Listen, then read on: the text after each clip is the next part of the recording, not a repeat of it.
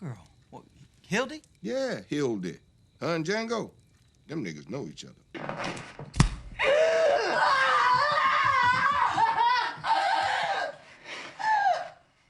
Fuck out of the way!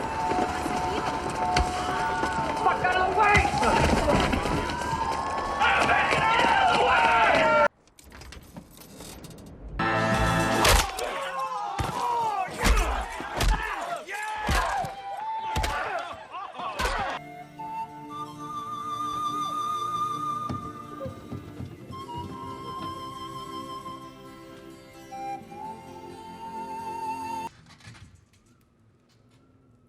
Now throw out your pistol.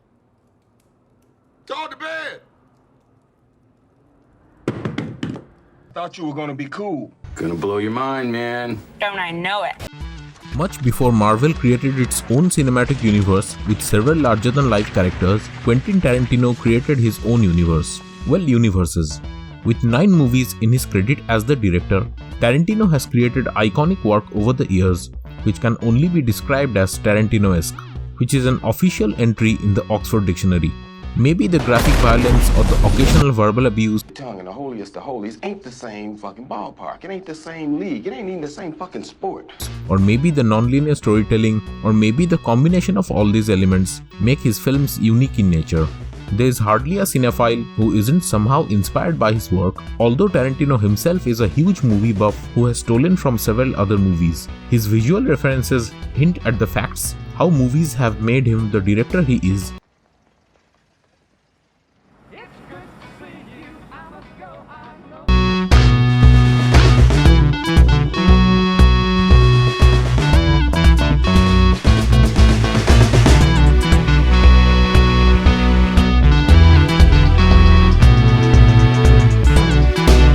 And thus his own universe also has a movie universe. Confused? I know.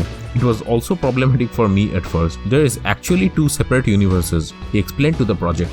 There is the realer than real universe, alright, and all the characters inhabit that one. But then there's this movie universe. So from Dusk till Dawn, Kill Bill, they all take place in this special movie universe. So when all the characters of Reservoir Dogs or Pulp Fiction, when they go to the movies, Kill Bill is what they go to see. From Dusk till Dawn is what they see. This is what the director had explained in an interview with the project on Australia's 10 network. Over the course of 9 movies and several other movies which he wrote, Tarantino has left several clues for ardent fans to find connections. But first, let's talk about the 2 universes created by the eccentric genius. So basically films like Pulp Fiction, Inglourious Basterds and Reservoir Dogs exist in the real world, while films like Kill Bill Volume 1, From Dusk Till Dawn and Death Proof exist in the special movie universe. All of this theory started floating around his 4th movie Kill Bill Volume 1 when fans remembered Mia Wallace's chat with Vincent Vega about the Fox Force 5 pilot she filmed, and we as an audience had to piece together that Fox Force 5 didn't take off as a show but got made into a movie instead. Mia Wallace explains in the fictional film's cast by saying, Show about a team of female secret agents called Fox Force 5. There was a blonde one, Somerset O'Neill. She was a leader. The Japanese Fox was a kung fu master. The black girl was a demolition expert. Oh. French Fox's specialty was sex. What was your specialty? Knives.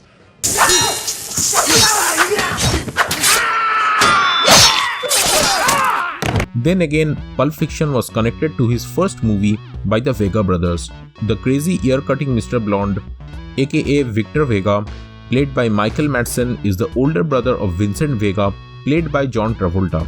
Tarantino even expressed his wish of making the movie on the Vega brothers or even on Jules walking the earth, but that reality seems far-fetched as the director also claims to retire after his 10th movie. Fucking Honey Bunny movie, but I did think about the idea of the Vega brothers, all right, taking place before the movies, where like when Vincent was in Amsterdam and his brother Vic, Mr. Blonde, comes and visits them and they get into some adventure or something like that. And then I did think of a movie of Jules, all right, just out, walking the earth. what happens then? Then again, Vincent's not-so-favorite parole officer, Seymour Scagnetti, is the brother of Jack Scagnetti, who caught Mickey and Mallory Knox in Tarantino-written Natural Born Killers. Deleted scenes in Reservoir Dogs reveals Mr. White's real identity as Lawrence Dimmick, who is related to Jimmy Dimmick in Pulp Fiction, played by Tarantino himself. As Tarantino also starred in Reservoir Dogs as Mr. Brown, this makes the Pulp Fiction scene between Jimmy and the Wolf, also played by Kittle, pretty awesome. While connecting names, this one's pretty far-fetched, and yet true fans couldn't unnotice this fact. The friendly and honorable watch-wielding army buddy of young Butch Coolidge's father, Captain Coons, shares a name with someone noted in a newspaper article in Django Unchained. In True Romance, Clarence and Alabama steal a bag of cocaine which they sell to a producer named Lee Donowitz, who of course is the son of Sergeant Donnie Donowitz, the monstrous Nazi killer in Inglourious Basterds, nicknamed the Bear Jew. Jumping back to Kill Bill, there is a scene in which the bride is buried alive in a grave. The headstone reveals the grave to be the resting place of Paula Schulz, the wife of dentist and bounty hunter Dr. King Schulz from Django Unchained. Earl McGraw, the Texas Ranger, appears in 3 movies of Tarantino, from Dusk Till Dawn, Kill Bill, and Grindhouse. Earl also has a daughter, Dakota, introduced in Planet Terror. And then there's Bonnie. In Reservoir Dogs, Chris Penn's character mentions a nurse named Bonnie who may be able to help with their wounded heist member. In Pulp Fiction, Jimmy has a wife named Bonnie who works as a nurse whom he doesn't want coming home to find a bunch of gangsters and a dead body in his house. In True Romance, one of Alabama's colleagues is a woman named Bonnie. The recurrence of this name and the consistency of her occupation suggests all these Bonnies are the same woman. Landing on the opposite side of the cool spectrum, the Nash family has not been known for their good luck in the Tarantino-verse. Fans first caught a glimpse of this misfortune in Reservoir Dogs, where rookie patrolman Marvin Nash is abducted and tortured by the musical madness of Mr. Blonde. This sad display made a strong case that no other Nash should ever pursue a career in law enforcement, though Gerald Nash clearly felt otherwise when he appeared in Natural Born Killers. The bumbling Nash of Natural Born Killers was carrying a box of donuts when he was blown away, a fate even more embarrassing than his half-dead cousin. Maybe both men should have followed in the footsteps of their granddad Gerald from Django Unchained and pursued a life of crime instead. The Bacall gang. There's a $7,000 wanted dead or alive bounty on him. $1,500 for each of his 3 accomplices. Dandy Michaels, Gerald Nash, Crazy Craig Coons. While it's never explicitly confirmed, the guy who yells out, Ain't no nigger gonna kill! God! is probably named Maynard. Assuming this is true, the rest of his family survived under the knowledge that a black man came through and killed their own kin, further stoking the fires of what already seemed to be a racist bunch. This otherwise epic story would be the perfect indoctrination for little racist Maynards to pass down from generation to generation, maybe even to a guy who owns his own pawn shop complete with sex toys and a leathered gimp downstairs. Moving away from the mundane, cab driver Esmeralda leaves a memorable mark in her lone Pulp Fiction appearance. Caught between sensual and unstable, the exotic beauty banters back and forth with Butch, all the while probing as to what it feels like to kill a man. The character remains one of the director's oddest and someone who definitely seemed worthy to pursue beyond a simple taxi ride. Tarantino evidently thought so as well and co-wrote the 1996 black comedy Cuddled, which found Esmeralda moving to Miami and changing her name to Gabriella. Also, Broomhilda von Shaft and John Shaft are related. Although John Shaft is by no means a Quentin Tarantino creation, but that didn't stop the pop culture junkie from fitting him into the lineage of Django Unchained. Pete Hickox from the Hateful Eight is related to Lieutenant Archie Hickox from Inglourious Basterds. Plus, the Hateful Eight was originally conceived as a follow-up to Django Unchained, so it is conceivable that the two exist in the same universe despite not sharing any direct links.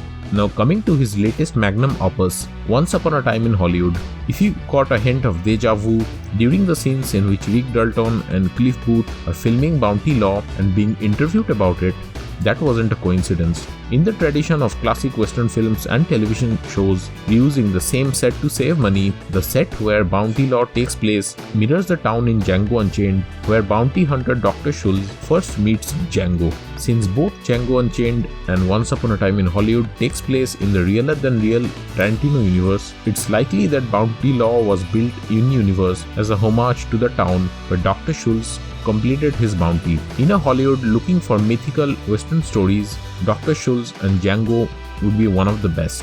When Rick heads to Italy to work in the spaghetti Western industry, his first film is by Sergio Corbucci, who created the original Django character.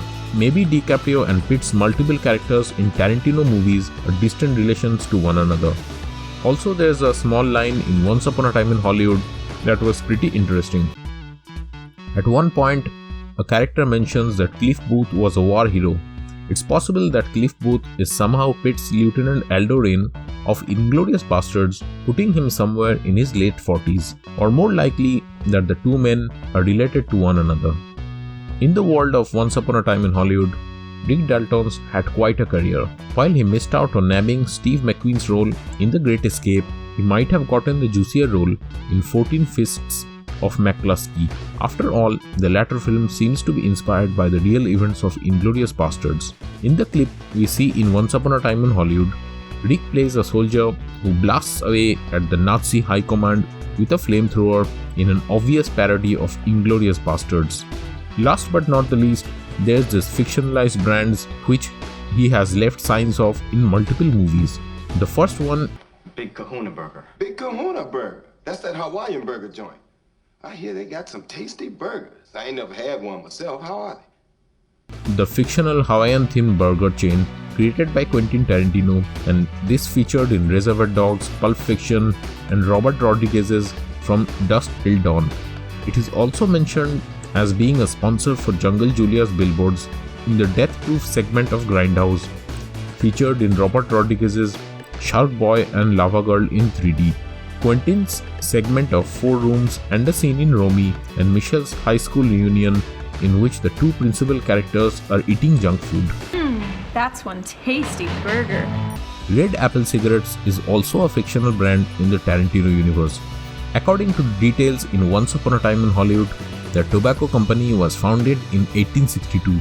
Ads and packs of these flavorful smokes can be seen in Once Upon a Time in Hollywood, The Hateful Eight, Inglourious Basterds, Grindhouse's Planet Terror, Kill Bill Volume 1, Pulp Fiction, From Dusk Till Dawn, 4 Rooms, and a scene in Romy and Michelle's high school reunion.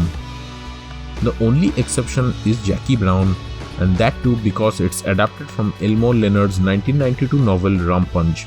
It is the only film that Tarantino has adapted from a previous work. And that was the video, guys. Oh, come on, let's do it again. Thanks for watching. Please subscribe and give this video a thumbs up if you liked it. Click on the little bell icon if you want to be notified whenever a new video comes out. Don't forget to share this video with your friends. I'll see you guys in the next video.